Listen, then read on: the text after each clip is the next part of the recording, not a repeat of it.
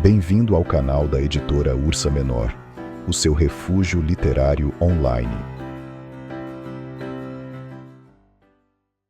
A Cor que Caiu do Espaço, de H.P. Lovecraft.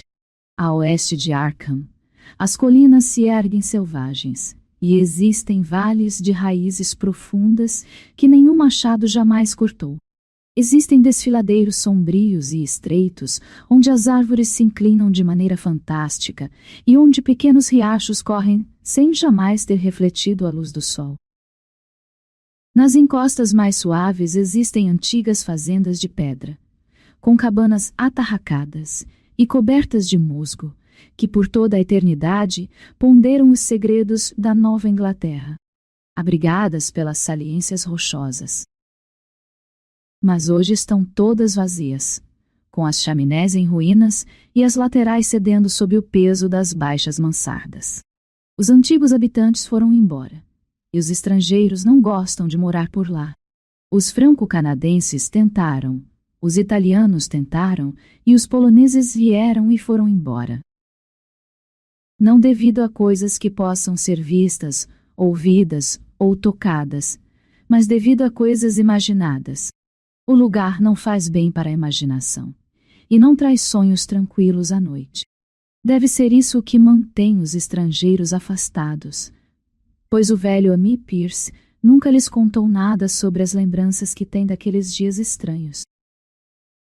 Amy, que nos últimos anos não anda bem da cabeça, é o único que restou, ou ao menos o único que ainda se atreve a falar hoje em dia, pois mora em uma casa próxima aos campos abertos e às estradas movimentadas no entorno de Arkham. Antes havia uma estrada que atravessava as colinas e os vales, e que cortava o terreno onde hoje fica o descampado maldito. Mas as pessoas deixaram de usá-la, e uma nova estrada curva foi construída mais ao sul. Ainda se encontram resquícios do antigo caminho em meio às ervas daninhas da natureza selvagem, que retorna.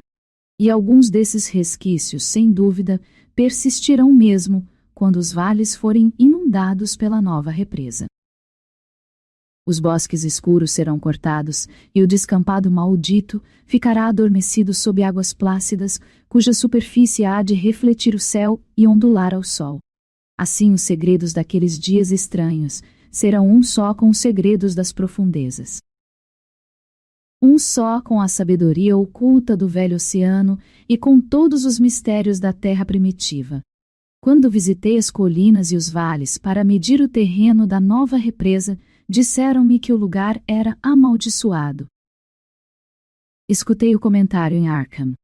E como essa é uma cidade muito antiga e repleta de histórias sobre bruxaria, achei que a maldição devia ser algo que as avós vinham sussurrando para as crianças há séculos. O nome, Descampado Maldito, pareceu-me muito estranho e teatral, e me perguntei como teria entrado para o folclore dos puritanos. Mais tarde, porém, eu vi o emaranhado de vales e encostas a oeste e abandonei quaisquer perguntas que não versassem sobre a aura de mistério ancestral que pairava sobre o lugar. Era manhã, mas nos vales sempre havia sombras à espreita. As árvores cresciam muito próximas umas das outras, e os troncos eram grandes demais em relação às espécies típicas da Nova Inglaterra. Havia um silêncio profundo demais nas veredas entre as árvores, e o chão era macio demais por conta do musgo úmido e da camada formada por incontáveis anos de putrescência. Nos espaços abertos, e em especial ao longo da antiga estrada, pequenas fazendas empoleiravam-se nas encostas, às vezes com todas as construções ainda de pé, às vezes com apenas uma ou duas remanescentes e às vezes com apenas uma chaminé solitária ou um pequeno porão meio soterrado. As ervas daninhas e os espinheiros reinavam, e coisas furtivas e selvagens farfalhavam em meio à vegetação rasteira. Uma névoa de inquietude e opressão pairava sobre tudo.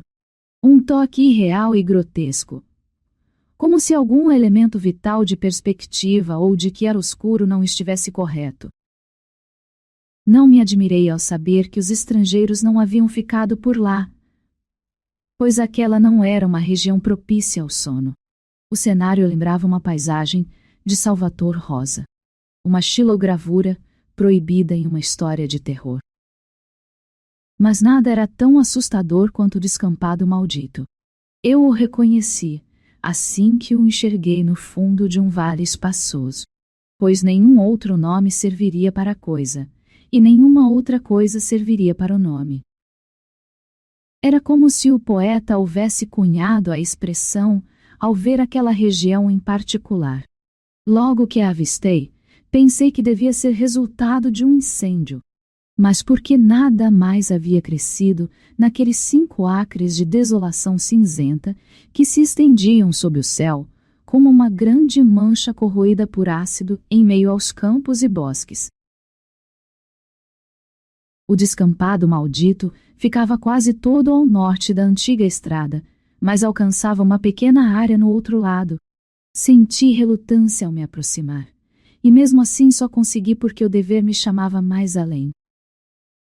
Não havia vegetação de nenhum tipo em toda aquela extensão de terra, apenas um fino pó cinzento que nenhum vento parecia espalhar. As árvores próximas eram doentes e retorcidas, e muitos troncos mortos apodreciam ao redor. Enquanto caminhava às pressas, percebi as pedras e os tijolos desabados de uma velha chaminé e de um porão à minha direita, bem como a bocarra escancarada de um poço abandonado, cujas emanações pútridas criavam reflexos singulares quando iluminadas pelos raios de sol. Até mesmo a caminhada pelo longo e escuro bosque, mais além pareceu bem-vinda em comparação, e assim compreendi os sussurros temerosos dos habitantes de Arkham. Não havia casas nem ruínas próximas. Mesmo em tempos antigos o local parecia ter sido remoto e solitário. Durante o crepúsculo, com medo de atravessar mais uma vez aquele lugar aziago, retornei à cidade pela estrada curva ao sul. Senti o desejo vago de que nuvens encobrissem o céu, pois uma estranha inquietude motivada pela vastidão celeste se havia instilado em minha alma. À noite, fiz perguntas aos moradores mais velhos de Arkham sobre o descampado maldito e sobre aqueles dias estranhos, uma expressão que muitos balbuciavam de maneira evasiva. No entanto, não obtive nenhuma resposta satisfatória. Descobri apenas que o mistério era bem mais recente do que eu havia pensado. Não era de maneira alguma o tema de antigas lendas, mas algo ocorrido ainda durante a vida dos meus interlocutores. Tudo aconteceu por volta de 1880, quando uma família inteira desapareceu ou foi morta. Os meus interlocutores evitavam fornecer detalhes, e como todos me disseram, para não prestar atenção aos relatos fantásticos do velho Annie Pierce. Fui procurá-lo na manhã seguinte, pois eu sabia que morava sozinho na antiga cabana decrépita, onde as estranhas árvores começaram a crescer. O lugar era de uma antiguidade pavorosa. Isso dava o leve odor miasmático que se entranha nas casas demasiado antigas. Somente após muitas batidas insistentes consegui acordar o velho, e quando se aproximou da porta com passos tímidos e cambaleantes, notei que estava feliz ao me ver. Não pareceu tão debilitado quanto eu imaginava, mas os olhos pareciam caídos, e as roupas puídas, somadas à barba branca, conferiam-lhe um aspecto de desleixo e desamparo. Sem saber qual seria a melhor forma de levá-lo a contar as histórias, fingi que tinha ido tratar de negócios. Falei sobre o meu trabalho como agrimensor e fiz perguntas genéricas sobre o distrito. Amy Pierce era muito mais inteligente e educado do que me haviam levado a imaginar, e sabia tanto do assunto quanto qualquer outra pessoa com quem eu houvesse conversado em Arkham. O homem não era como outros rústicos que eu havia encontrado nos locais que seriam inundados pela represa. Não protestou contra os quilômetros de antigos bosques e fazendas que desapareceriam sob as águas. Embora a situação talvez fosse outra, se a casa onde morava não estivesse fora dos limites do futuro lago. Tudo o que demonstrou foi alívio. alívio em relação ao destino dos antigos vales escuros por onde havia errado ao longo de uma vida inteira. Seria melhor que ficassem sob as águas, desde aqueles dias estranhos. E, uma vez feita essa declaração, a voz rouquenha do homem diminuiu de volume enquanto o corpo inclinou-se para frente e o indicador direito começou a apontar com gestos trêmulos e impressionantes. Foi então que ouvi a história, e enquanto aquela voz divagante rouquejava e sussurrava, eu estremecia e tornava a estremecer apesar do verão. Muitas vezes tive de interromper divagações, esclarecer detalhes científicos que o homem conhecia apenas à força de repetir comentários dos pesquisadores e completar lacunas quando a lógica ou a continuidade se perdiam. Quando terminou, entendi por que estava com a sanidade um pouco abalada e também por que os habitantes de Arkham não gostavam de falar sobre o descampado maldito. Corri de volta para o hotel antes do pôr do sol, temeroso de que as estrelas surgissem enquanto eu estivesse ao relento. E no dia seguinte retornei a Boston para pedir demissão. Nada me levaria a adentrar mais uma vez aquele caos difuso de antigas florestas e encostas, nem a defrontar mais uma vez o cinzento descampado maldito, onde o poço negro escancarava a bocarra ao lado das pedras e tijolos desabados. Logo a represa será construída, e assim todos esses segredos ancestrais estarão guardados para sempre sob as profundezas das águas.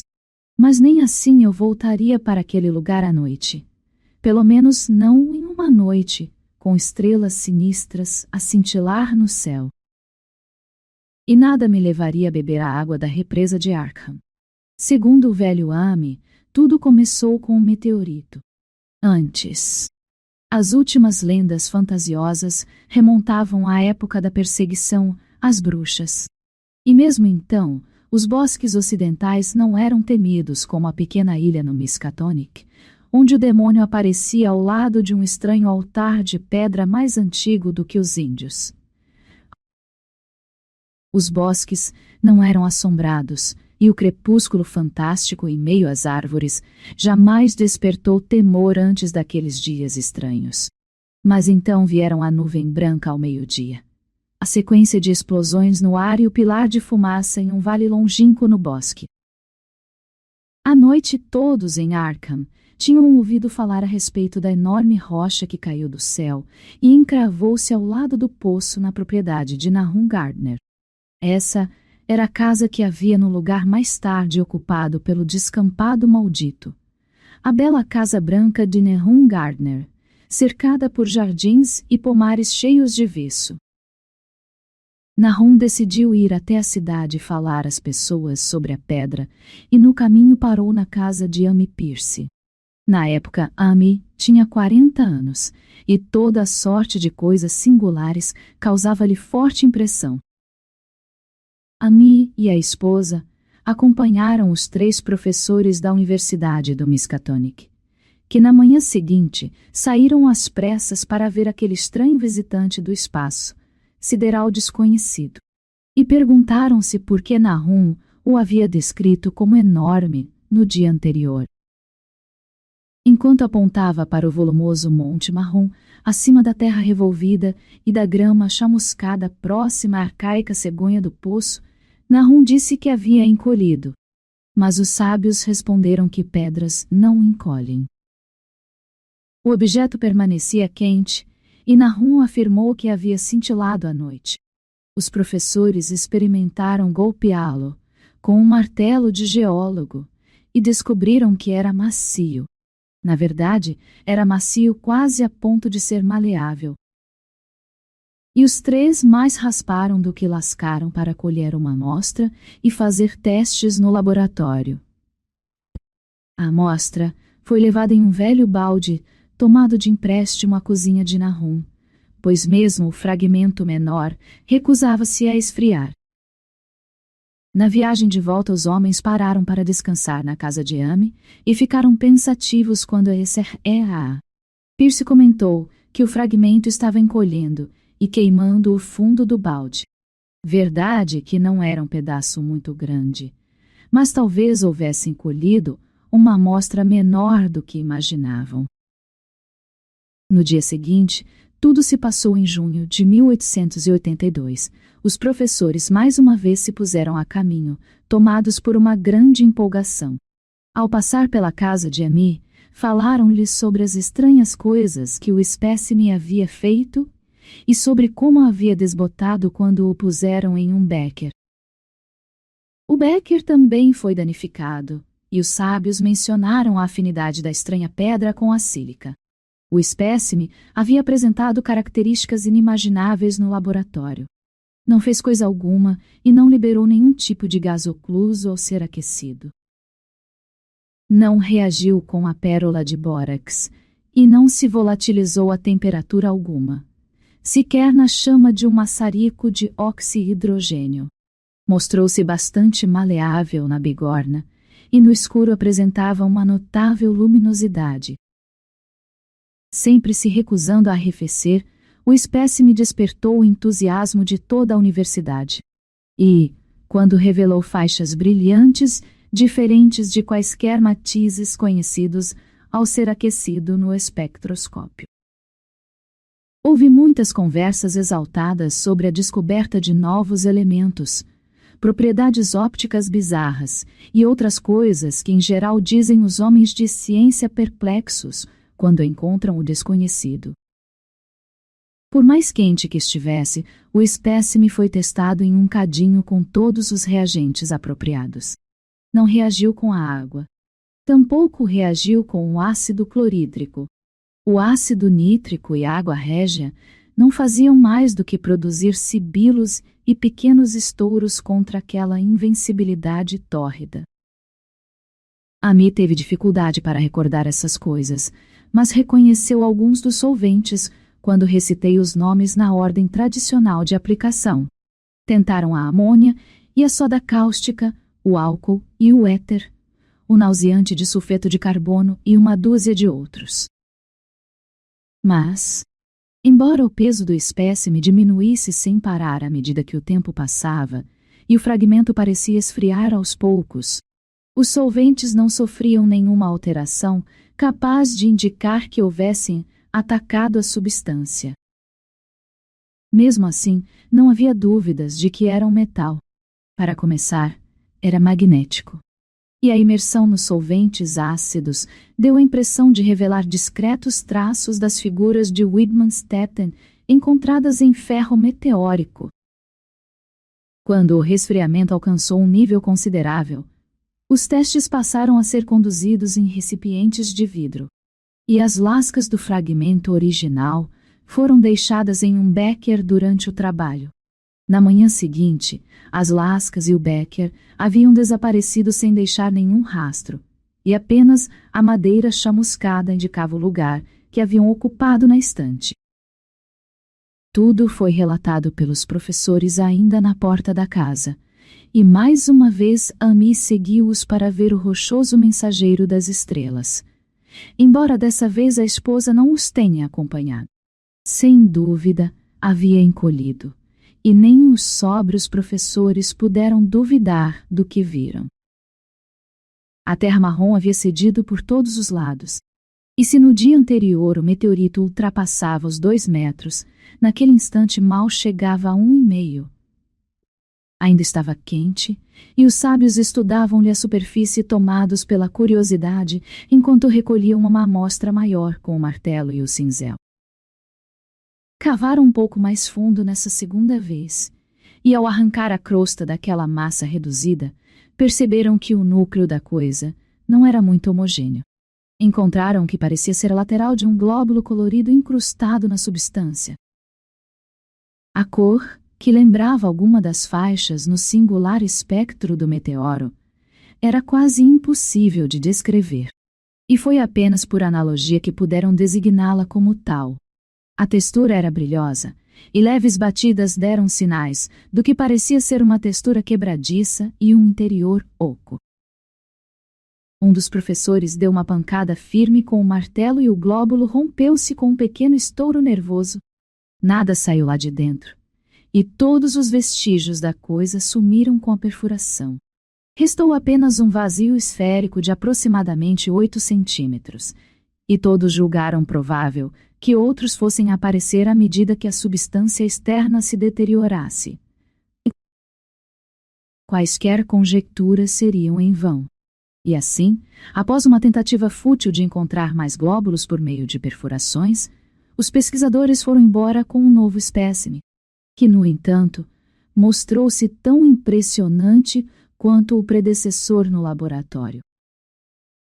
Além de ser quase plástico, emitir calor, magnetismo e uma pequena luminosidade, baixar a temperatura em contato com ácidos corrosivos, apresentar um espectro desconhecido, deteriorar-se na presença do ar e atacar compostos de sílica com resultados mutuamente destrutivos, o espécime não apresentava nenhuma característica que permitisse uma identificação.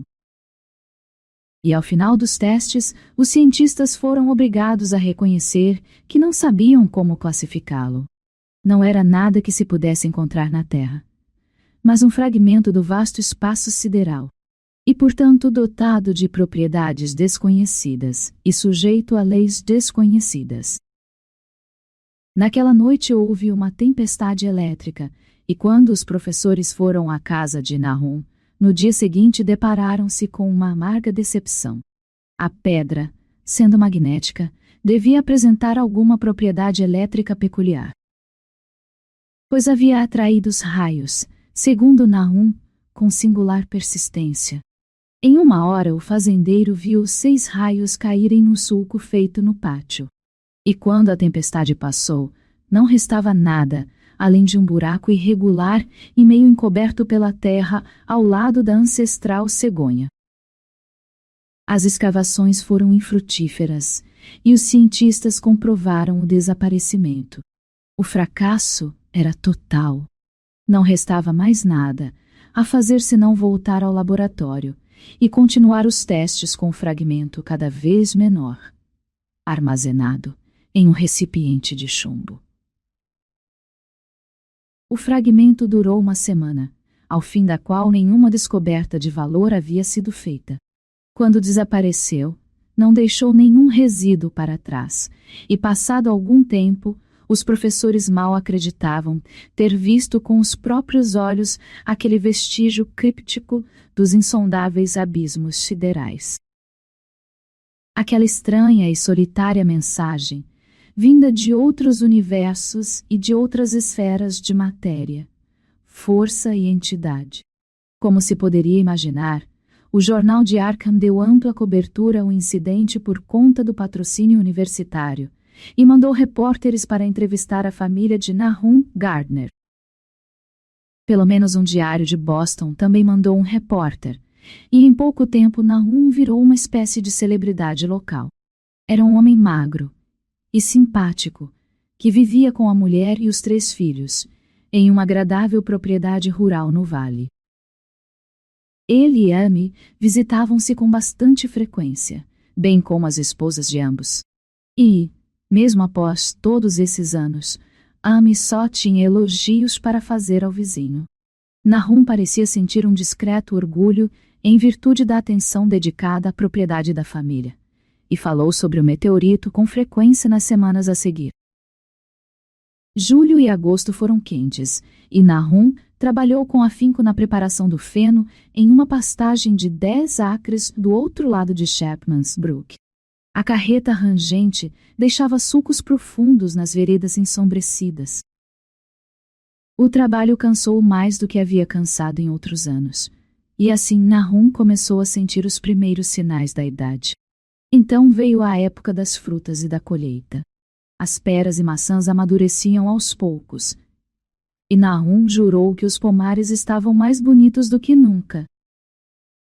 As frutas apresentavam um tamanho impressionante e um brilho extraordinário, e cresciam com tanta abundância que barris sobressalentes foram encomendados para a futura colheita. Mas com o amadurecimento veio uma grande decepção. pois, apesar de todo aquele espetáculo de viço lustroso, nem uma única fruta prestava para comer. No sabor delicioso das peras e das maçãs, haviam-se insinuado o amargor e a doença, de modo que até uma pequena mordida suscitava um asco duradouro. O mesmo aconteceu com os melões e os tomates, e Nahum percebeu com tristeza que toda a colheita estava perdida.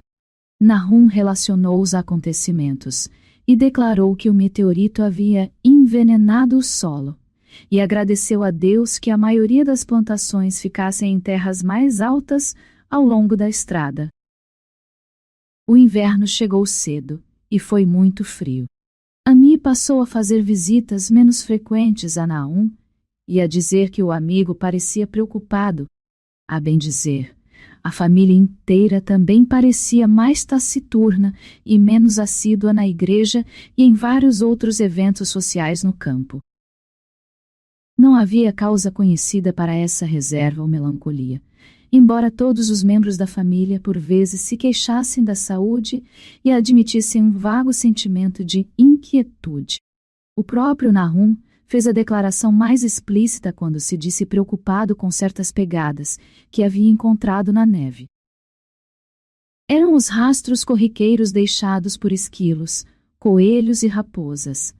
Mas o pensativo fazendeiro afirmou ver algo de anormal na natureza e na disposição das pegadas. Nahum nunca ofereceu muitos detalhes, mas parecia imaginar que os rastros não evidenciavam a anatomia e o comportamento dos esquilos, coelhos e raposas da maneira esperada. Ami escutou essas conversas sem muito interesse até a noite em que passou pela casa de Nahum no trenó, enquanto voltava de Clark's Corners. Era noite de lua e um coelho atravessou correndo a estrada, mas os saltos do animalzinho eram longos a ponto de causar desconforto em Ami e no cavalo. O cavalo, aliás, teria saído a galope se não fosse uma mão firme a segurar as rédeas. A partir de então, Ami começou a dar mais crédito às histórias de Nahum e a perguntar-se por que os cães dos Gardner pareciam tão ariscos e arredios pela manhã. Os animais quase não latiam mais. Em fevereiro, os jovens MacGregor de Meadow Hill estavam no mato, caçando marmotas e, próximo à propriedade dos Gardner, alvejaram um espécime bastante peculiar. As proporções do corpo do animal pareciam alteradas de maneira indescritível, enquanto o rosto tinha uma expressão jamais vista em uma marmota. Os garotos pareceram muito assustados e na mesma hora jogaram o animal longe, de modo que apenas relatos grotescos chegaram aos habitantes do campo. A relutância dos cavalos em se aproximar da casa de Nahum também era notória, e assim todos os elementos necessários a um ciclo de lendas contadas aos sussurros pareciam estar presentes. As pessoas juravam que ao redor da casa de Nahum a neve derretia mais depressa do que em qualquer outro lugar. E no início de março houve uma discussão no armazém de secos e molhados de Potter, em Clark's Corners. Stephen Rice havia passado pela propriedade dos Gardner pela manhã e percebido alguns repolhos gambá crescendo na lama do outro lado da estrada. Jamais tinha visto exemplares tão grandes como aqueles.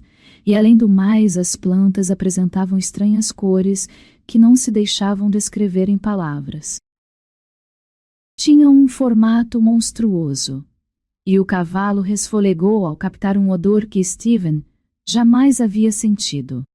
Durante a tarde, muitas pessoas foram até lá para ver o fenômeno fora do normal, e todos concordaram que plantas como aquelas jamais cresceriam em um mundo saudável. Todos falaram das frutas arruinadas no outono, e assim começaram boatos de que as terras de Nahum estavam envenenadas. Só podia ser o meteorito.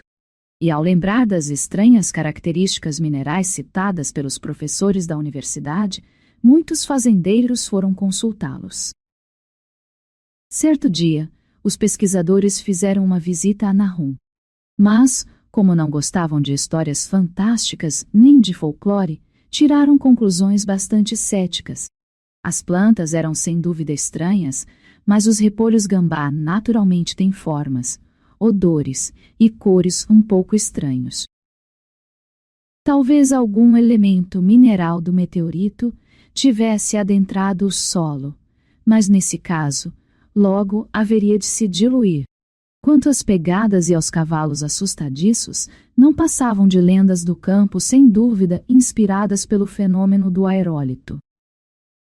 Não havia nada que os homens de ciência pudessem fazer contra boatos infundados, pois os rústicos supersticiosos acreditam em qualquer coisa. Assim, durante todos aqueles dias estranhos, os acadêmicos mantiveram-se afastados por desprezo. Apenas ao receber 2 ampolas de pó para análise por ocasião de um trabalho policial, mais de 1 ano e meio mais tarde, lembrou que a estranha cor daquele repolho gambá tinha uma semelhança muito grande com as anômalas faixas de luz emitidas pelo fragmento do meteoro durante a análise espectroscópica na universidade, e também com o glóbulo quebradiço incrustado na pedra vinda do abismo. No início, as amostras dessa análise emitiram as mesmas faixas peculiares, mas com o passar do tempo perderam essa propriedade. As árvores ao redor da casa de Nahum brotavam antes do tempo, e à noite balançavam de maneira agourenta ao sabor do vento. Tádios, um rapaz de 15 anos, filho de Nahum, jurava que as árvores também balançavam quando não tinha vento. Mas nem os mais supersticiosos acreditaram. No entanto, não havia dúvidas de que uma certa agitação pairava no ar. Todos os membros da família Gardner adquiriram o hábito de ficar em silêncio, tentando escutar um som que não saberiam descrever em termos conscientes. Na verdade, esse hábito parecia ser o resultado de certos momentos em que a consciência parecia escapar-lhes. Infelizmente, esses momentos ficaram cada vez mais frequentes com o passar das semanas, e logo todos diziam que havia algo de errado com a família Nahum. As primeiras saxífragas em flor apresentaram outra cor estranha. Não exatamente como a do repolho gambá, mas de qualquer modo, uma cor relacionada e igualmente desconhecida de todos que haviam. Nahum levou algumas flores até a Arkham e mostrou-as para o editor da Gazette. Mas o dignitário não fez mais do que escrever um artigo humorístico, no qual ridicularizava os temores obscuros dos rústicos que moravam no campo. Outro equívoco de Nahum foi relatar a um insensível habitante da cidade a maneira como as enormes borboletas antíope se comportavam em relação às saxífragas. Abril trouxe uma espécie de loucura aos habitantes do campo e marcou o início do abandono da estrada para além da casa de Nahum. Era vegetação. Todas as árvores do pomar floresciam em estranhas cores. E por todo o solo rochoso no pátio e na pastagem vizinha, brotou uma bizarra espécie vegetal que apenas um botanista poderia relacionar à flora da região. Não se via nenhuma cor sã ou saudável, a não ser pela grama e pela relva verdejantes. Apenas por toda a parte, os matizes prismáticos e berrantes de uma doentia cor primária, subjacente, que não tinha lugar entre os matizes terrestres conhecidos. Os calções de holandês transformaram-se em uma ameaça sinistra, e as sanguinárias do Canadá pareciam insolentes naquela perversão cromática. Amy e os Gardner achavam que a maioria das cores apresentava uma assombrosa familiaridade, e chegaram à conclusão de que lembravam o glóbulo quebradiço no interior do meteoro. Nahum arou e semeou a pastagem de 10 acres e as terras mais altas, mas não fez nada com o terreno em torno da casa. Sabia que seria inútil, e nutria esperanças de que as estranhas plantas do verão extraíssem todo o veneno do solo. Neste ponto estava preparado para qualquer coisa e habituado à sensação de que havia algo próximo à espera de ser escutado. O distanciamento dos vizinhos o entristeceu, claro, mas entristeceu a esposa ainda mais. Os filhos se deram melhor, pois frequentavam a escola. Mesmo assim, sempre se assustavam com os boatos. Thaddeus, um rapaz particularmente sensível, foi quem mais sofreu. Em maio, vieram os insetos, e a propriedade de Nahum virou um pesadelo de zumbidos e patinhas rastejantes. A maioria das criaturas parecia evidenciar aspectos e movimentos fora do normal, bem como hábitos noturnos contrários a tudo o que se conhecia. À noite, os Gardner ficavam de sentinela, procurando em todas as direções por alguma coisa, embora não soubessem dizer o que. Nesse ponto, reconheceram que Thaddeus estava certo em relação às árvores. A serraia. Gardner viu os galhos inchados de um bordo a balançar no outro lado da janela, com o céu enluarado ao fundo. Sem dúvida, os galhos estavam se mexendo, e não havia vento. Devia ser a seiva. A estranheza havia tomado conta de tudo o que nascia da terra. Mesmo assim, não foi nenhum dos Gardner quem fez a descoberta seguinte. A familiaridade os havia tornado indiferentes. E o que não conseguiam ver foi vislumbrado por um tímido vendedor de máquinas para a serraria de Bolton que chegou certa noite sem conhecer as lendas do campo. O relato que fez mereceu um breve parágrafo na Gazette, e foi no jornal que todos os fazendeiros, inclusive Nahum, tomaram conhecimento do ocorrido. Fazia uma noite escura e as lamparinas da charrete estavam fracas, mas ao redor de uma certa fazenda no vale, que todos reconheceram como a propriedade de Nahum, a escuridão era menos densa. Uma luminosidade tênue parecia emanar da vegetação, da grama, das folhas e das flores, e em um dado momento um pedaço de matéria fosforescente deu a impressão de fazer um movimento furtivo no pátio próximo ao celeiro. Até esse ponto a grama permanecia inalterada, e as vacas eram criadas na pastagem junto da casa. Porém, no fim de maio, o leite começou a estragar. Nahum levou as vacas para as terras mais altas, e o problema acabou. Pouco tempo mais tarde, essa mudança na grama e nas folhas tornou-se visível a olho nu. Tudo o que antes era viçoso começou a ficar cinzento e tornou-se extremamente quebradiço. Amy era a única pessoa que ainda visitava a propriedade, mas as visitas ficavam cada vez mais esparsas. Quando a escola fechou, os Gardner viram-se isolados do mundo e, às vezes, pediam a Amy que resolvesse certos assuntos na cidade. Todos os membros da família estavam com a saúde física e mental deteriorada, e assim ninguém se surpreendeu quando veio a notícia de que a série A. Gardner tinha enlouquecido. Aconteceu em junho, mais ou menos quando a queda do meteoro fez 1 ano. A pobre mulher vociferava a respeito de coisas indescritíveis que pairavam no ar. Nos delírios não havia um único substantivo específico, apenas verbos e pronomes. As coisas moviam-se, transformavam-se e esvoaçavam, e os ouvidos da mulher captavam o ritmo de impulsos que não eram propriamente sons. Algo fora levado a serraia.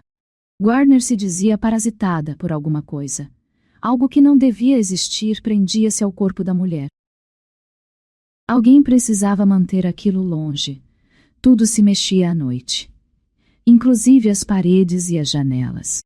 Nahum não a mandou para o hospício do condado e preferiu mantê-la em casa, enquanto não oferecesse riscos a si mesma e aos outros.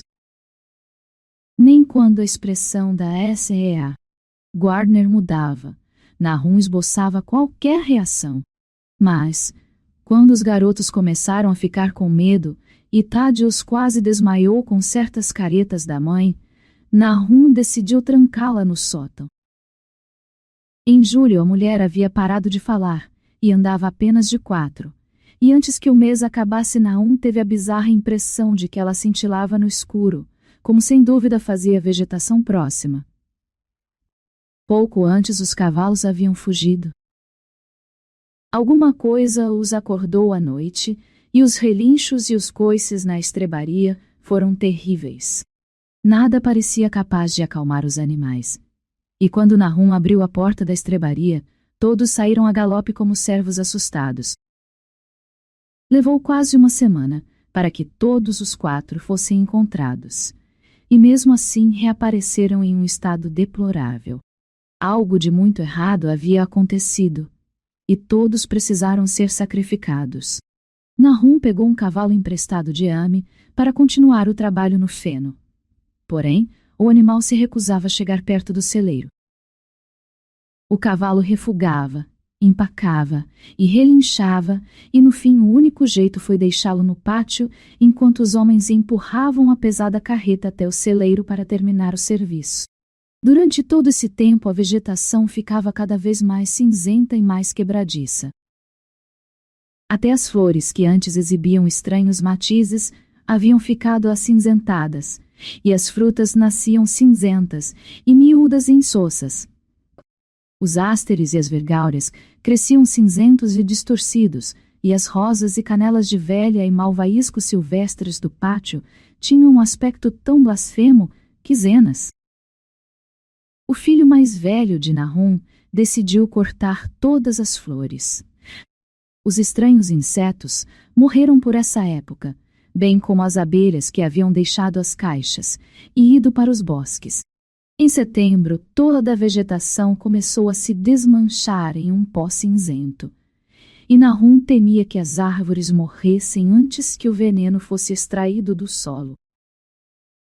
A esposa sofria com terríveis crises histéricas, e Nahum e os filhos viviam em constante tensão. Passaram a evitar as pessoas, e quando a escola reabriu, os garotos não voltaram às aulas. Mas foi Ami, em uma das raras visitas, o primeiro a notar que a água do poço não estava boa. Tinha um gosto vil que não era nem fétido nem salgado. E Ami sugeriu ao amigo que cavasse outro poço em terras mais altas para ter água, enquanto o solo não voltasse ao normal. Mas Nahum ignorou o alerta, pois havia se acostumado a coisas estranhas e desagradáveis. Ele e os filhos continuaram a usar a água contaminada, bebendo da mesma forma desatenta e mecânica, como faziam as refeições parcas e mal preparadas, e executavam as tarefas ingratas e monótonas ao longo daqueles dias sem perspectiva. Todos pareciam resignados, como se andassem em outro mundo nas fileiras de guardiões, sem nome, que protegiam o destino inexorável da família. Thaddeus enlouqueceu em setembro, após uma visita ao poço. Tinha levado um balde e voltou de mãos vazias, gritando e agitando os braços, e por vezes sucumbindo a risadas estúpidas ou sussurros nervosos enquanto falava sobre as cores que andam por lá. 2 casos na família eram um fardo e tanto, mas Nahum enfrentou tudo com bravura. Deixou o filho à solta por mais uma semana, quando o garoto começou a tropeçar nas coisas e a se machucar. Então, o trancou em uma peça no sótão, em frente ao aposento da mãe. Os gritos que lançavam um para o outro por trás das portas fechadas eram terríveis, em especial para o pequeno Merwin, que imaginava ouvir a mãe e o irmão conversando em uma língua estranha ao mundo que conhecemos. A imaginação de Merwin era muito fértil, e a inquietude do garoto piorou depois que o irmão e companheiro de brincadeiras foi trancafiado. Quase ao mesmo tempo, os animais começaram a morrer. As galinhas ficavam acinzentadas e logo morriam, revelando uma carne seca de odor nauseante quando eram cortadas. Os cordeiros engordavam muito além do normal, e de repente começavam a sofrer transformações horrendas que ninguém conseguia explicar. A carne ficava imprestável, e Nahum já não sabia mais o que fazer. Nenhum veterinário do campo chegava perto da fazenda, e o veterinário de Arkham não escondeu a perplexidade. Os porcos ficavam com o corpo cinzento e quebradiço, e começavam a se desmanchar antes de morrer, e os olhos e focinhos exibiam alterações bastante singulares. A situação era inexplicável, pois esses animais nunca haviam comido a vegetação contaminada. Então, algo atacou as vacas. Certas áreas no corpo dos animais se ressequiam ou encolhiam ao extremo, e colapsos e desintegrações atrozes tornaram-se comuns. Nos últimos estágios, pois o resultado era sempre a morte, observava-se o mesmo aspecto cinzento e quebradiço que afetava os cordeiros. Não havia dúvida quanto à existência de um veneno, pois todos os casos aconteceram em um celeiro fechado e tranquilo. Nenhuma mordida de outras criaturas poderia ter trazido um vírus, pois que animal consegue atravessar obstáculos sólidos? Só poderia ser uma doença natural, mas que doença seria capaz de provocar tamanhos estragos? Ninguém se arriscava a dizer. Quando chegou a época da colheita, não havia um único animal na fazenda, pois as ovelhas, porcos e vacas estavam mortos, e os cães haviam fugido. Os cães, que eram 3, haviam todos desaparecido juntos durante a noite, para nunca mais reaparecer. Os 5 gatos haviam ido embora algum tempo atrás, mas essa partida mal foi percebida, uma vez que parecia não haver mais ratos, e apenas a serra. Gardner estimava os graciosos felinos. No dia 19 de outubro, Nahum entrou cambaleando na casa de Amy, com notícias pavorosas. A morte havia chegado para o pobre Thaddeus, no quartinho do sótão de maneira indescritível. Nahum foi até os fundos da fazenda e cavou uma sepultura no jazigo da família para enterrar o que havia encontrado.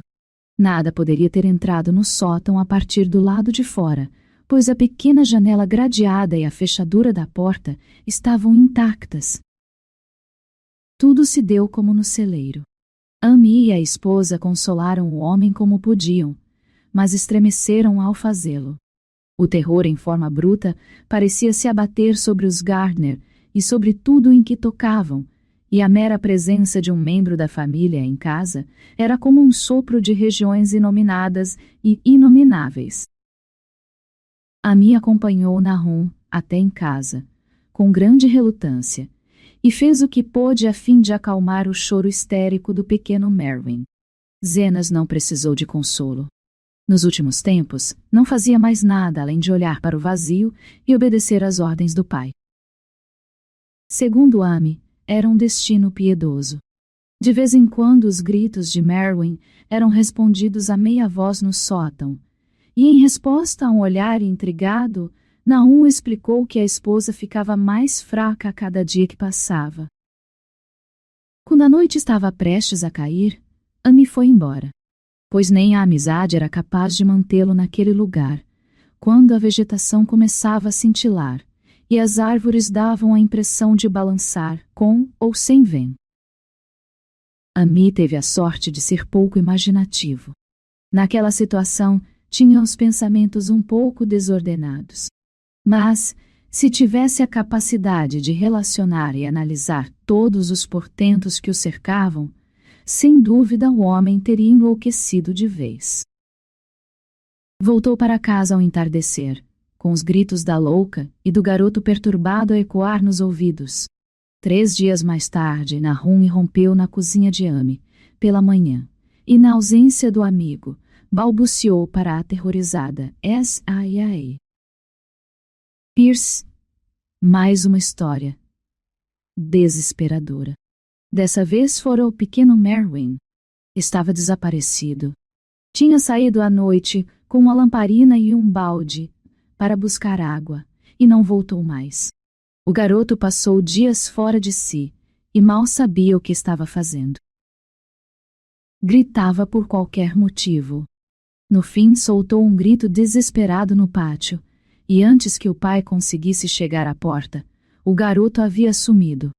Não se viu mais o brilho da lamparina que levava consigo, e tampouco havia pistas do garoto. Na hora, Nahum pensou que a lamparina e o balde também houvessem desaparecido. Mas, quando o dia raiou e o homem retornou da busca noturna pelos bosques e campos, encontrou coisas muito curiosas próximas ao poço. Havia um amontoado de ferro esmagado e aparentemente derretido, que sem dúvida era a lamparina. Enquanto uma alça e argolas de ferro distorcido, fundidas em uma coisa só, pareciam indicar os resquícios do balde. Porém não havia mais nada. Nahum não sabia o que pensar. A.S.R.A. Irse ficou estupefata, e Ami, depois de chegar em casa e ouvir a história, não teve nenhum palpite a oferecer.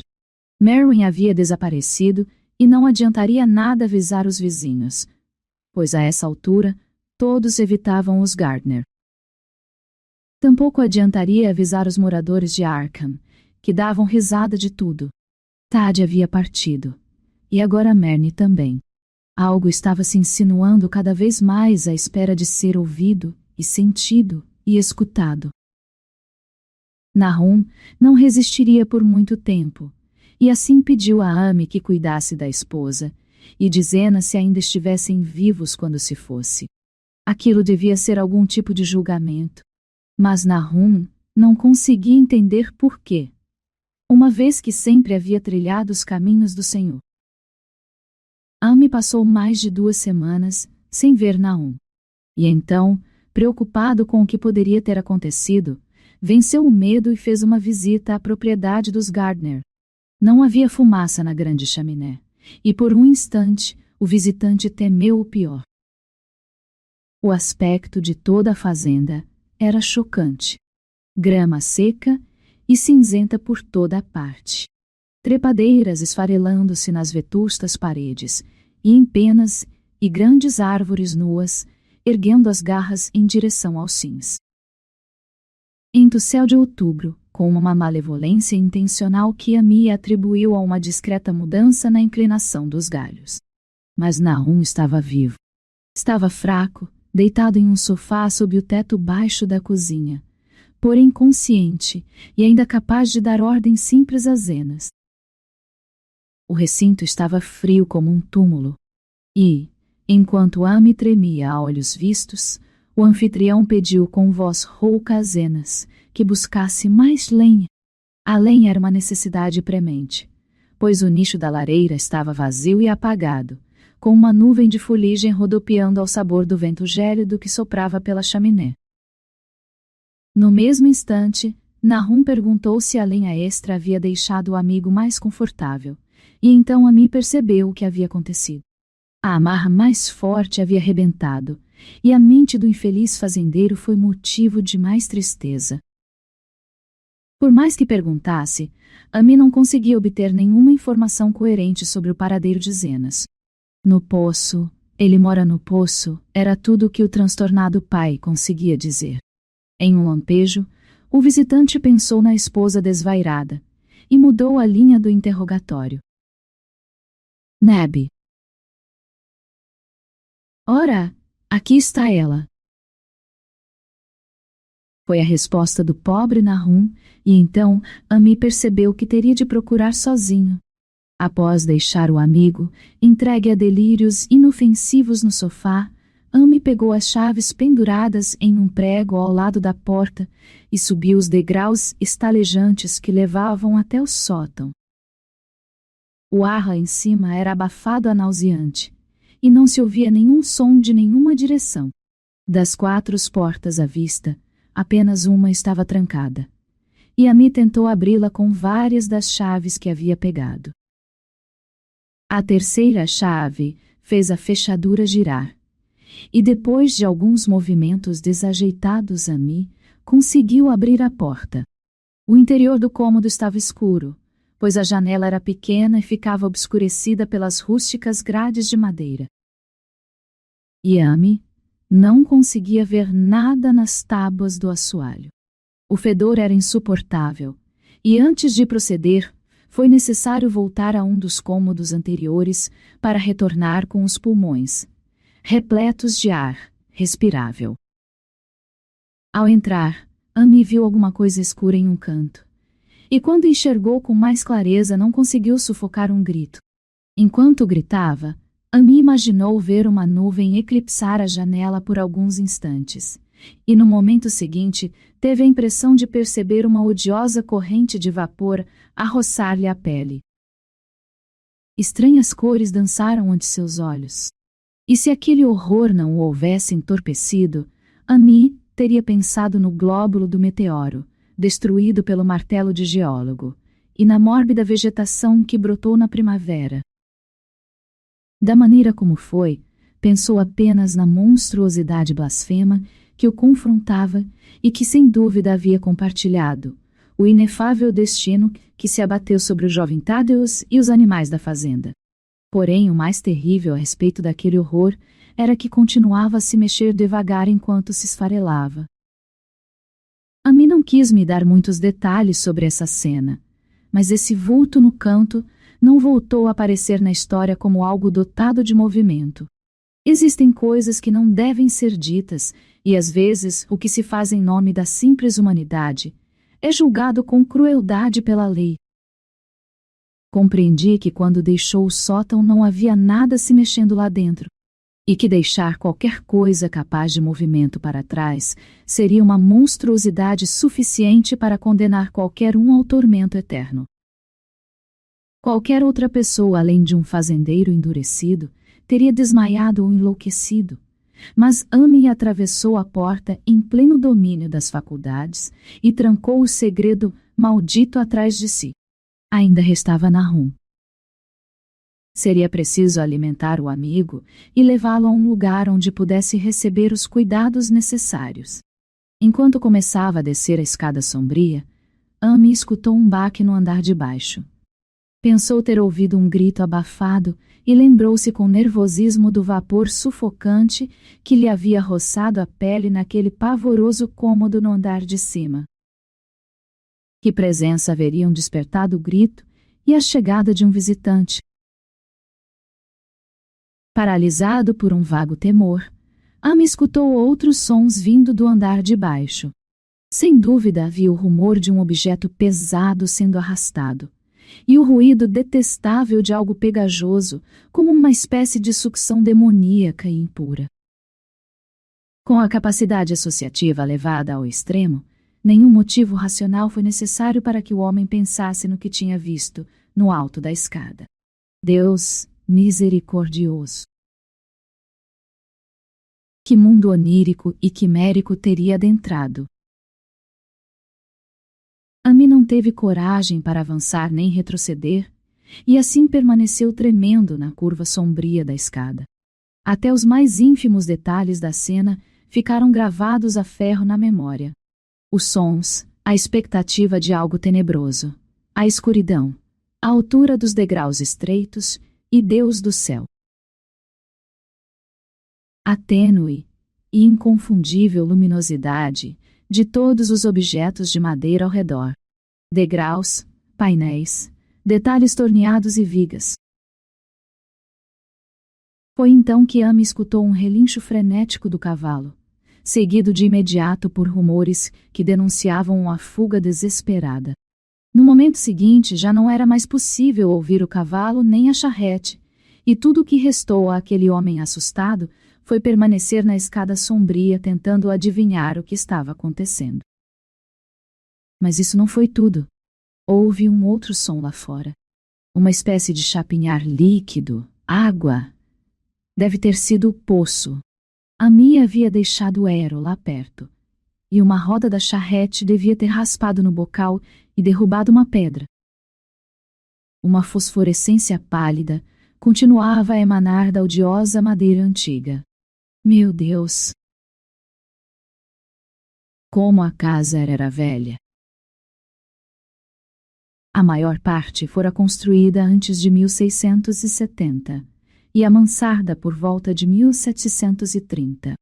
Um leve arranhão no assoalho do térreo soou de maneira distinta, e Amy crispou os dedos em volta de um pesado bastão que por algum motivo havia pegado no andar de cima. Depois de tomar coragem, terminou a descida e avançou determinado em direção à cozinha. No entanto, não chegou a completar o trajeto, pois o que procurava não estava mais lá. Apenas uma coisa veio a seu encontro. Se havia rastejado ou sido arrastada por alguma força externa, Amy não sabia dizer. Mas trazia a morte em si. Não havia se passado mais de meia hora. Mas o colapso, a contaminação cinzenta e a desintegração eram irreversíveis. A coisa tinha uma pavorosa textura quebradiça e desprendia farelos secos. Amy viu-se incapaz de tocar naquilo, mas olhou horrorizado em direção à paródia do que tinha sido um rosto. O que foi, Nahum? O que foi? Sussurrou, e os lábios rachados e tumefactos conseguiram roquejar uma derradeira resposta. Nada, nada. A cor. Ela queima, fria e molhada. Mas queima. Passou todo esse tempo no poço. Eu vi uma fumaça que... Nem as flores da primavera passada. O poço brilhava de noite. O Tad e o Merne e os Zenas. Tudo vivo, sugando a vida. De todo o resto, naquela pedra. Só pode ter vindo com aquela pedra. Envenenou toda a fazenda. Eu não sei porquê. Aqui. Ou é a coisa redonda que os professores da faculdade tiraram da pedra. Eles quebraram. Era da mesma cor. A mesma coisa. Que nem as flores e as plantas. Devia ter mais. A semente.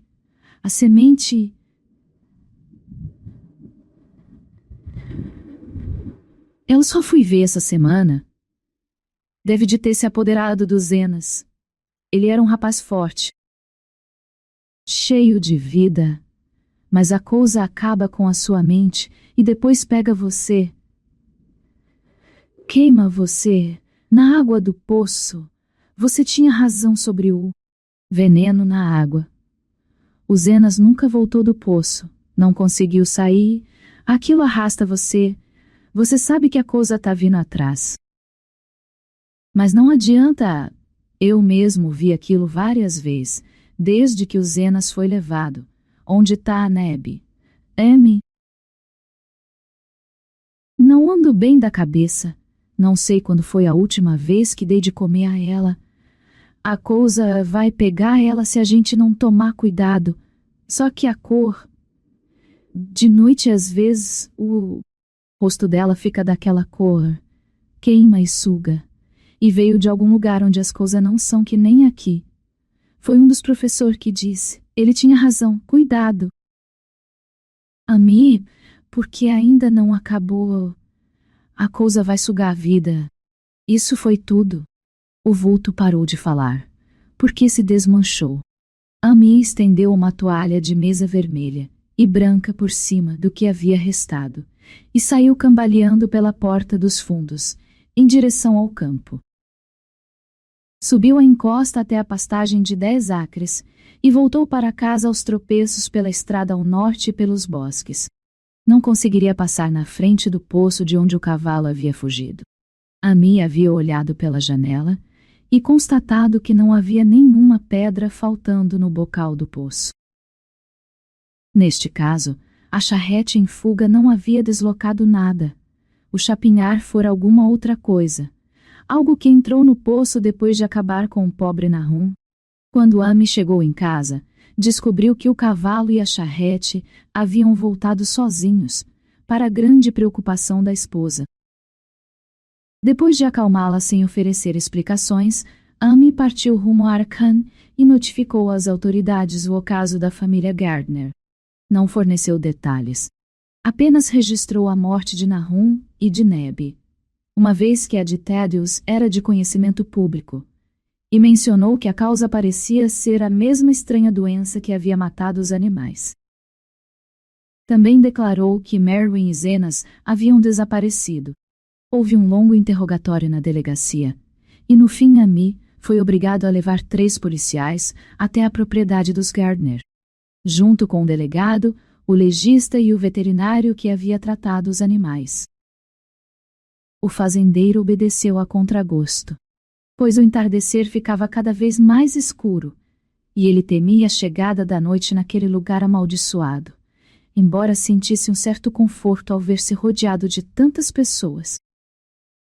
Os 6 homens partiram em uma carruagem, seguindo a charrete de Amy, e chegaram à propriedade assolada pela peste por volta das 4 horas.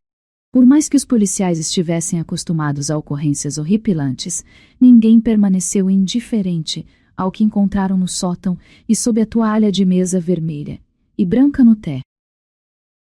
O aspecto geral da fazenda era terrível, o bastante por conta da desolação cinzenta, mas aqueles 2 objetos esfarelados ultrapassavam qualquer limite. Ninguém se atrevia a olhá-los de perto. E o próprio legista admitiu que havia pouco a examinar. Mas as amostras poderiam ser analisadas, claro.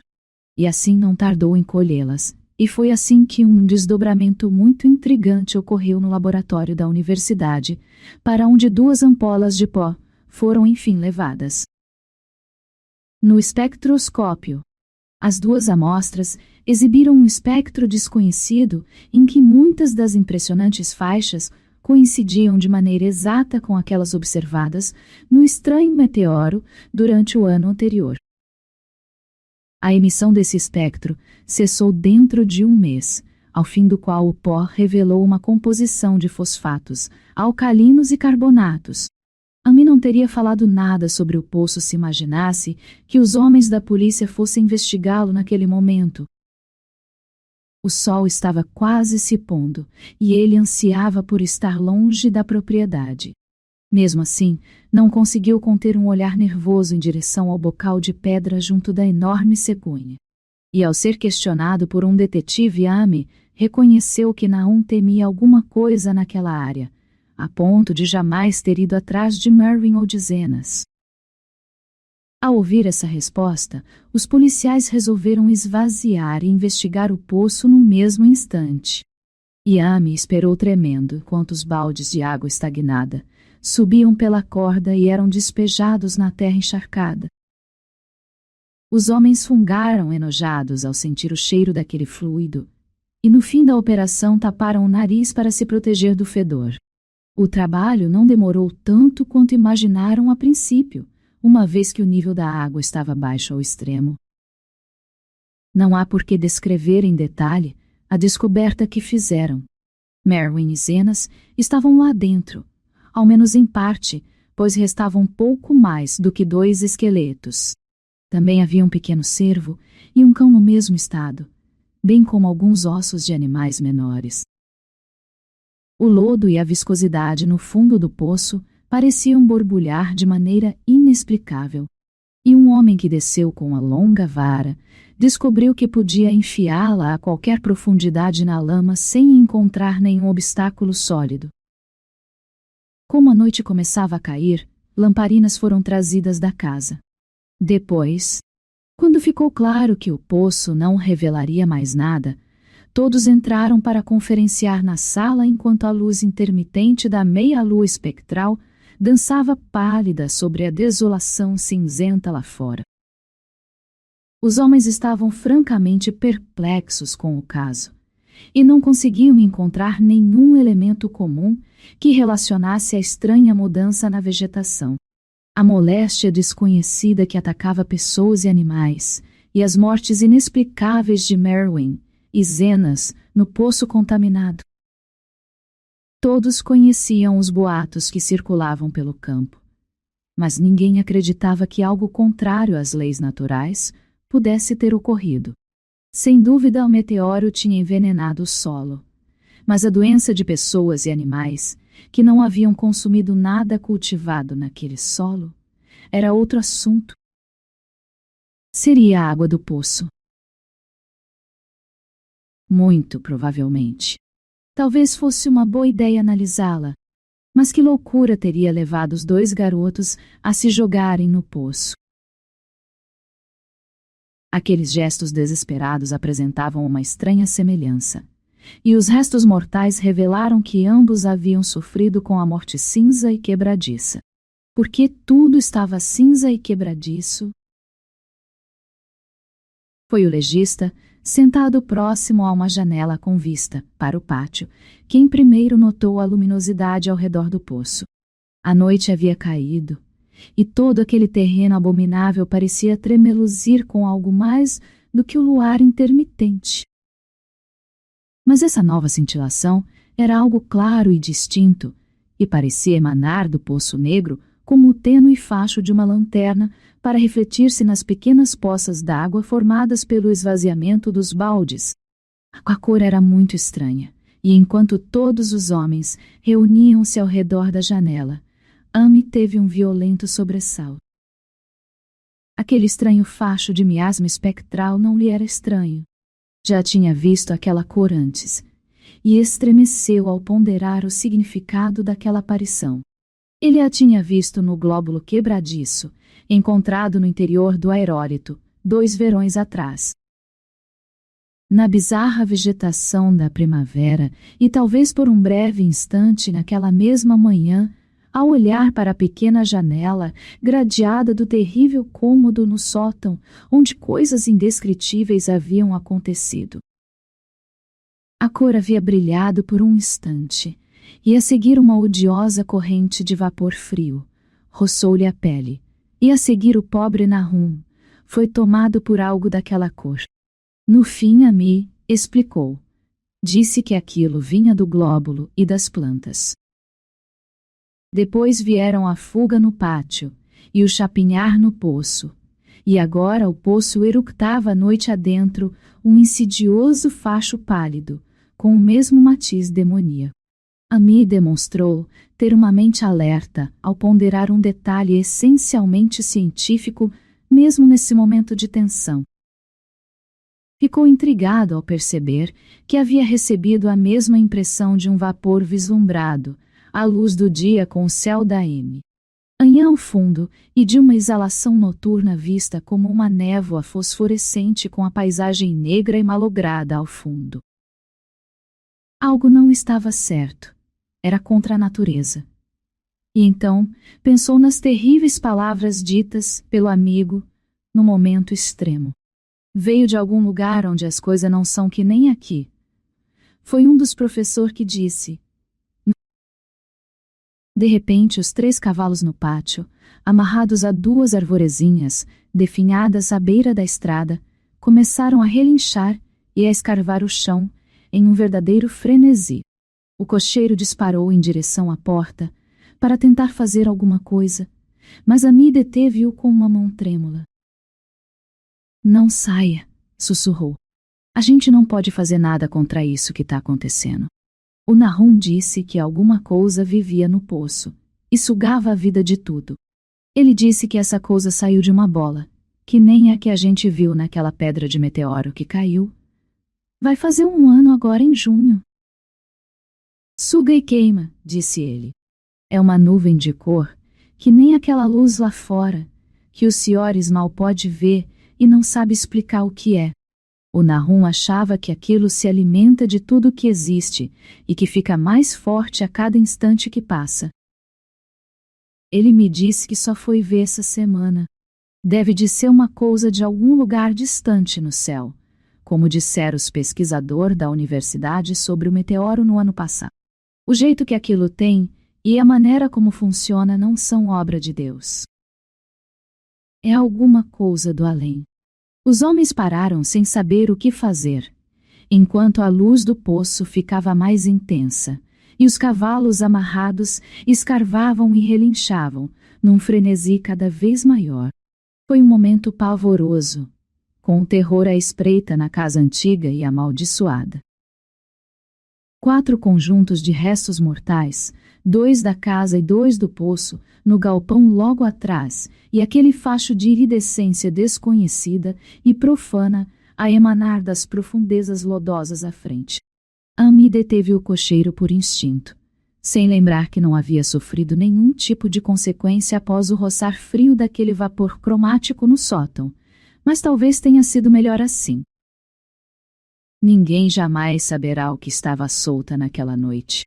E embora a blasfêmia do além não tivesse atacado nenhum humano com a sanidade perfeita até então, Não há como saber o que poderia ter feito naquele derradeiro instante, com as forças aumentadas e os sinais repletos de intenção que em breve exibiria sob o céu enluarado, oculto pelas nuvens. Um dos investigadores junto da janela arfou de repente. Os outros o encararam e em seguida viraram o rosto em direção ao céu, onde por um mero acaso o homem havia fixado o olhar. Não havia necessidade de palavras. As incertezas que permeavam os boatos do campo desfizeram-se no mesmo instante. E é por conta dos sussurros mais tarde trocados pelos integrantes do grupo que em Arkham ninguém fala sobre aqueles dias estranhos. Faz-se necessário esclarecer de antemão que não ventava aquela hora da noite. Uma rajada soprou muito tempo depois, mas naquele instante não havia vento algum. Até os ramos secos dos erízimos, malogrados e cinzentos, e as franjas no tejadilho da carruagem permaneciam imóveis. E, no entanto, em meio à calmaria herética, os elevados galhos nus de todas as árvores ao redor se mexiam. Pulsavam em um ritmo mórbido e espasmódico, erguendo as garras em uma loucura convulsiva e epiléptica na direção das nuvens enluaradas. Arranhavam impotentes o ar contaminado, como que assoladas por uma ligação extraterrena e incorpórea, com horrores subterrâneos a retorcer-se e a debater-se sob as raízes negras. Por alguns instantes, nenhum dos homens se atreveu a respirar. Então uma nuvem mais negra encobriu a lua, e a silhueta dos galhos em movimento desapareceu por um instante. Nesse ponto, ouviu-se um único grito saído de todas as gargantas, abafado pelo espanto, mas rouco e quase uniforme. O terror não havia desaparecido com a silhueta, e em um pavoroso momento de escuridão mais profunda, os observadores vislumbraram, na copa das árvores, a convulsão de milhares de pontos de luminosidade tênue e profana a colmar os galhos como o fogo de São Telmo ou as chamas que desceram sobre a cabeça dos apóstolos no Pentecostes. Era uma constelação monstruosa de luz sobrenatural, como um enxame de vagalumes necrófagos inchados a executar uma sarabanda demoníaca acima de um pântano maldito. E tinha a mesma cor do invasor sem nome que a Mia havia aprendido a reconhecer e a temer. O facho de fosforescência que emanava do poço tornava-se cada vez mais intenso e despertava na imaginação dos homens a sensação de catástrofe e anormalidade que ultrapassava em muito qualquer imagem concebível pelo intelecto consciente. O facho já não apenas brilhava, mas antes se derramava, e ao sair do poço aquela torrente amorfa de matiz indefinível parecia fluir direto rumo ao céu. O veterinário estremeceu e caminhou até a porta da frente para acrescentar-lhe mais uma tranca de metal. Amy não tremia menos, incapaz de controlar a voz, precisou cutucar os companheiros e apontar com o dedo quando desejou chamar a atenção para a crescente luminosidade das árvores. Os relinchos e a agitação dos cavalos haviam se transformado em um pesadelo. Mas não havia viva alma no grupo que se aventurasse a sair da antiga casa naquele instante, por maiores que fossem as recompensas prometidas. Com o passar do tempo, as árvores começaram a brilhar mais forte, enquanto os galhos incansáveis pareciam contorcer-se para assumir uma posição cada vez mais vertical.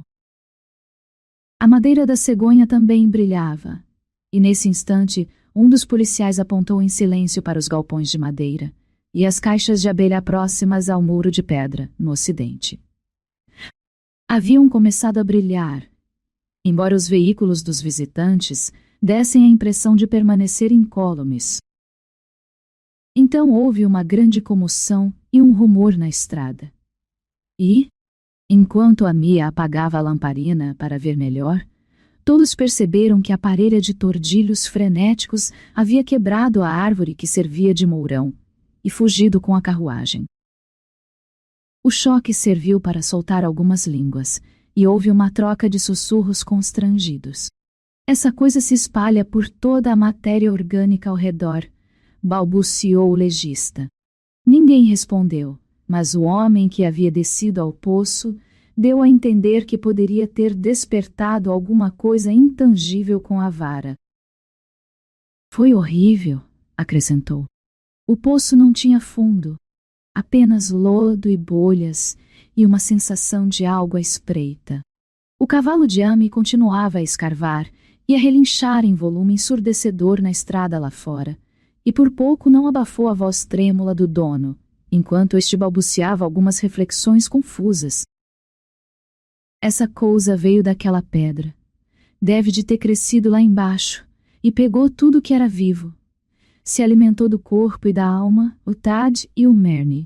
O Zenas e a Neb, o Nahum foi o último, todos eles beberam daquela água, a coisa foi se apoderando, e veio de algum lugar do além, onde as coisas não são como aqui, e agora tá voltando para casa. Nesse ponto, enquanto a coluna de cor desconhecida se iluminou em um clarão repentino e começou a desenhar vultos fantásticos que mais tarde cada espectador descreveu de maneira distinta. O pobre Hero emitiu um som que nenhum homem jamais tinha ouvido e jamais tornaria a ouvir de um cavalo. Todos os que estavam na sala de teto baixo taparam os ouvidos e o horror e a náusea levaram Amy a desviar o olhar da janela. Não há palavras capazes de descrever. Quando Amy tornou a olhar para a rua, o pobre animal estava reduzido a um corpo inerte, estirado no chão entre os varões partidos da charrete. Este foi o fim de Hero, enterrado no dia seguinte. Mas naquele instante não havia tempo para se lamentar, pois logo um dos investigadores indicou com um gesto que algo terrível estava presente na sala. Na falta da luz emitida pela lamparina, ficou evidente que um tênue brilho fosforescente emanava de todo o cômodo. Reluzia nas tábuas do assoalho e no tapete vermelho, e cintilava nos caixilhos das janelas com pequenas vidraças. Subia e descia pelas vigas expostas, coruscava nas estantes e no consolo e infectava até mesmo as portas e a mobília. O brilho ficava mais forte a cada instante, e logo ficou evidente que quaisquer seres vivos saudáveis precisariam abandonar a casa. Amy levou os companheiros até a porta dos fundos e guiou-os pelos campos até a pastagem de 10 acres. Todos caminharam aos tropeções como em um sonho, sem coragem de olhar para trás, enquanto não chegassem a um terreno mais elevado. Estavam felizes com o caminho, pois não teriam conseguido sair pela porta da frente, junto do poço. Foi ruim o bastante passar pelo celeiro, e pelos galpões cintilantes, e pelas silhuetas distorcidas e diabólicas das árvores que resplandeciam no pomar.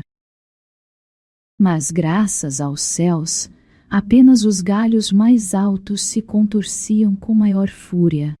A lua escondeu-se atrás de nuvens muito escuras, quando o grupo atravessava a rústica ponte sobre Chapman's Brook, e a partir de então, todos seguiram as apalpadelas em direção ao pasto aberto. Quando olharam para trás, em direção ao vale e à distante propriedade dos Gardner, defrontaram-se com uma visão horripilante. Toda a fazenda refugia com a horrenda mistura de cores desconhecidas. As árvores, as construções e até mesmo a grama e as ervas que pouco tempo atrás não haviam sofrido a mutação para o cinza quebradiço e letal. Todos os galhos se erguiam em direção ao céu, colmados por línguas de um fogo maldito, e rastros luminosos daquelas chamas monstruosas arrastavam-se em direção às cumeeiras da casa, do celeiro e dos galpões. Era uma cena digna das visões de Fuseli, e por todo o cenário reinava aquele caos de luminescência amorfa, aquele arco-íris extraterreno e adimensional de veneno críptico emanado do poço, pulsando, palpitando, escoando, avançando, cintilando, escorrendo e borbulhando na malignidade suprema de um cromatismo sideral irreconhecível. Então, sem nenhum aviso, aquela coisa odiosa disparou verticalmente em direção ao céu, como um foguete ou um meteoro, sem deixar nenhum rastro, e desapareceu em um curioso rasgo circular nas nuvens, antes que qualquer um dos homens tivesse oportunidade de arfar ou de soltar um grito. Nenhum dos observadores jamais há de esquecer aquela visão, e Amy ficou olhando pasmo para a constelação de signos, com Deneb a cintilar acima das outras estrelas, onde a cor desconhecida se dissolveu na Via Láctea. Mas no instante seguinte, teve o olhar chamado de volta à terra por um estalo no vale distante. Nada mais. Apenas o estalo de madeira quebrando e rachando, sem explosão alguma, como vários outros membros do grupo confirmaram mais tarde.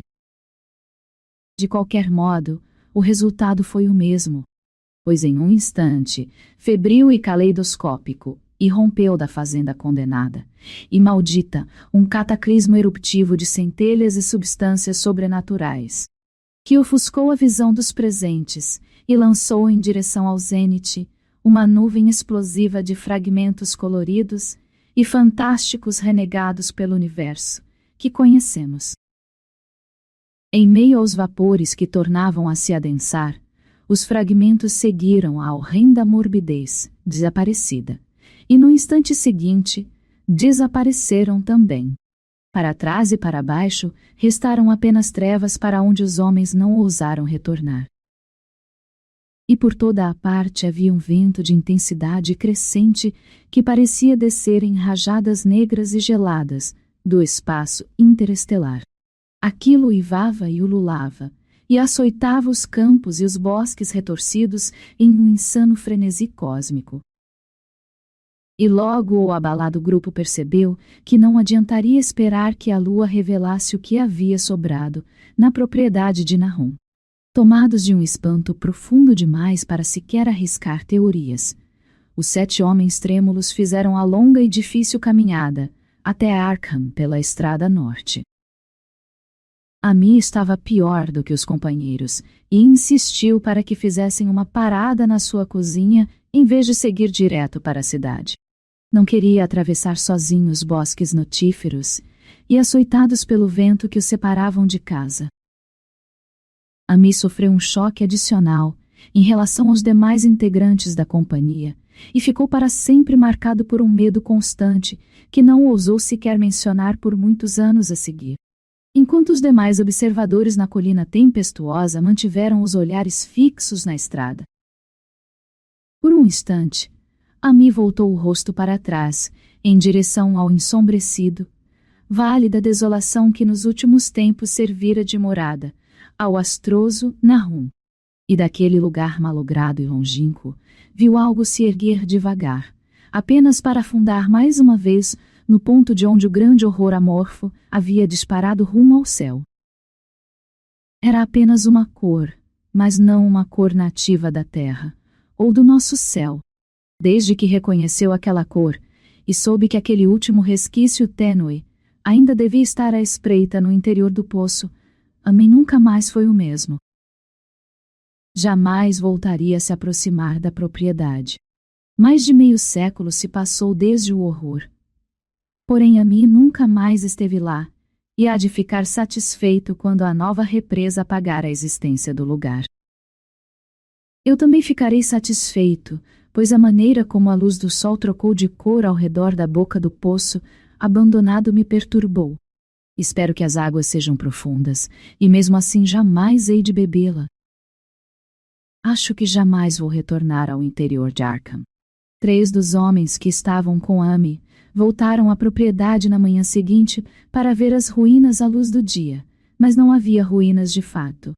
Apenas os tijolos da chaminé, as pedras do porão, alguns destroços minerais e metálicos aqui e acolá e o bocal daquele poço nefando. A não ser pelo cavalo morto de Amy, que foi transportado e enterrado, e a charrete que em seguida lhe devolveram, todos os outros organismos vivos haviam desaparecido. Restaram apenas 5 acres quiméricos de um deserto cinzento, e nada mais cresceu por lá desde então. Até hoje o panorama se estende sob o céu, como uma grande mancha corroída por ácido em meio aos campos e bosques. E os poucos que se atreveram a vê-lo a despeito das lendas rurais, chamaram-no de descampado maldito. As lendas rurais são estranhas. E podem ficar ainda mais estranhas quando os homens da cidade e os químicos da universidade se interessam o Sufi. Ciente a ponto de analisar a água de um poço abandonado, ou o fino pó cinzento, que nenhum vento parece dispersar. Os botânicos também deviam estudar a flora adoecida na região próxima, pois assim poderiam esclarecer se de fato a peste está se espalhando como os fazendeiros dizem.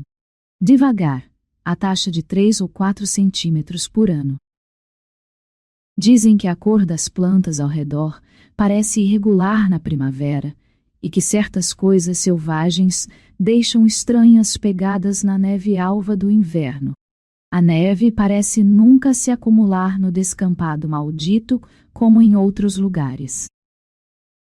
Os cavalos, os poucos que ainda restam nessa época a motor, ficam arredios no silêncio do vale.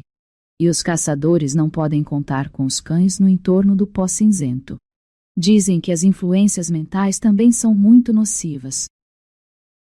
Muitos enlouqueceram nos anos que sucederam à morte de Nahum, sempre incapazes de fugir. Logo todas as pessoas de mente sadia abandonaram a região, e apenas os estrangeiros tentaram viver nas antigas casas decrépitas. Mesmo assim, não conseguiram permanecer lá. E às vezes me pergunto que compreensão além da nossa podem ter obtido graças aos fantásticos e bizarros encantamentos que sussurram. Os sonhos que os visitam à noite, segundo afirmam, são sempre horríveis naquele terreno grotesco. E sem dúvida a mera visão daquele domínio sombrio é suficiente para instigar devaneios mórbidos. Nenhum viajante escapa à sensação de estranheza nas profundezas dos vales. E os artistas sempre estremecem ao pintar bosques densos cujo mistério reside, não apenas no olhar, mas também no espírito.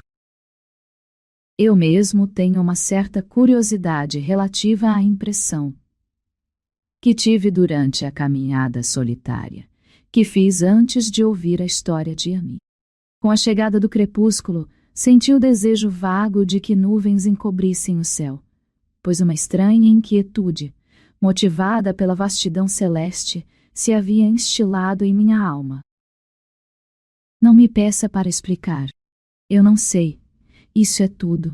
Não havia ninguém além de Ami que pudesse responder minhas perguntas, pois os moradores de Arkham se recusam a falar sobre aqueles dias estranhos, e todos os 3 professores que viram o aerólito e o glóbulo colorido estão mortos. E houve outros glóbulos, pode ter certeza. Um deve ter encontrado alimento e escapado, e outro provavelmente ficou para trás. Não há dúvida de que ainda hoje habita o fundo do poço. Sei que havia algo de errado com a luz do sol que via acima daquele poço miasmático. Os rústicos dizem que a praga se espalha 3 ou 4 centímetros por ano, então pode ser que continue se alimentando e crescendo. Mesmo assim, qualquer prole demoníaca que esteja por lá deve estar amarrada a alguma coisa, pois de outra maneira não tardaria em espalhar-se. Será que estaria presa às raízes das árvores que erguiam as garras para o céu? Uma das lendas que correm em Arkham versa sobre carvalhos entumecidos, que brilham e balançam de maneira anormal à noite. O que pode ser, só Deus sabe. Em termos de matéria, imagino que a coisa descrita por Ami possa ser chamada de gás, mas esse gás obedecia leis estranhas ao nosso cosmo. Não era fruto dos mundos e dos sóis que fulguram nos telescópios e nas chapas fotográficas dos nossos observatórios. Não era um sopro dos céus cujos movimentos e dimensões os nossos astrônomos medem ou julgam demasiado vastos para medir. Era apenas uma cor que caiu do espaço, o pavoroso mensageiro de reinos informes que transcendem a natureza tal como a conhecemos, de reinos cuja mera existência atordoa os nossos pensamentos e entorpece-nos com os negros abismos siderais que descortina ante o nosso olhar frenético. Duvido que Ame tenha mentido para mim, e não acredito que o relato tenha origem nas alucinações causadas pela loucura, conforme haviam me prevenido na cidade. Algo terrível chegou aos vales e às colinas naquele meteoro, e algo terrível, embora eu não saiba em que proporção, permanece lá.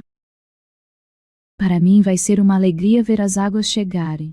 No meio tempo, espero que nada aconteça com Ame. A visão que teve da coisa foi completa demais, e as consequências foram insidiosas. Por que nunca conseguiu ir embora? E a exatidão com que lembrava das palavras de Nahum, o Zenas nunca voltou do poço, não conseguiu sair. Aquilo arrasta você. Você sabe que a coisa tá vindo atrás? Mas não adianta. Ame é um homem bom. Quando a equipe da represa começar as obras, eu preciso escrever para o engenheiro-chefe e pedir que fique de olho nele. Eu detestaria pensar no velho fazendeiro como a monstruosidade cinzenta, retorcida e quebradiça que insiste em atormentar meu sono. Fim. Se gostou do conteúdo, não se esqueça de curtir o nosso canal e partilhar com amigos e familiares que também amam livros. Como uma editora independente, o seu apoio é essencial para continuarmos a oferecer audiobooks gratuitos e de qualidade. Junte-se a nós na missão de tornar a literatura acessível a todos.